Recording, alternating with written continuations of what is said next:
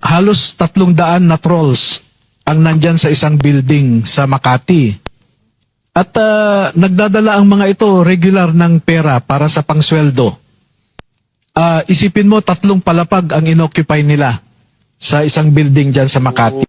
Kasi matindi yung kampanya ko ng government against fake news. Ang tanong ko ngayon, naniniwala ka ba na mismong mga kaalyado ng Marcos administration ang pasimuno o nagpa-practice ng fake news? Okay, I'll be very open. Yung pasimuno nito, kaya masama yung loob ko, dating Deputy Secretary General ng House, nung panahon ni Martin Romualdez. Tapos ngayon, dun ko nakikita sa opisina ni Majority Leader Sandro Marcos, yung mismong nasa likod nito.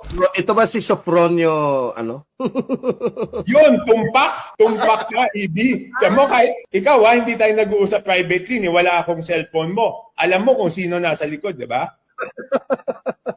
Siya yung puppet master. Si Ponyong. Ponyo. Diba? Ang galing. Ang ganda ng bahay niyan, Kong. Ang ganda ng bahay niya, may infinity pool. Hindi lang bahay. Tignan mo naman ang lifestyle niyan. Oh, yun. So yun ang nagpapatunay. Yung puppet master, yung nagpapatakbo sa lahat ng trolls na yan, yung contact ng lahat ng mga vlogger na yan, ay mismong in-employ doon sa opisina ni Majority Leader Sandro Marcos. So naka-ano ho ito, naka-budget ho, gamit ang taxpayers' money. Kaya naman pala, ang lalakas ng loob netong mga BBM vlogger na to na bumira ng bumira kay VP Sara sa kadahilanan na bayad talaga to. At saka natatandaan ko may kaibigan akong vlogger ni BBM. Kasi dati magkakaibigan kami mga yan eh. Ngayon nakapodcast na sila, may mga ginto-ginto na rin sila sa kanilang mga leeg. Grabe, yun naman pala ang rason. Kaya naman pala ang lalakas ng loob.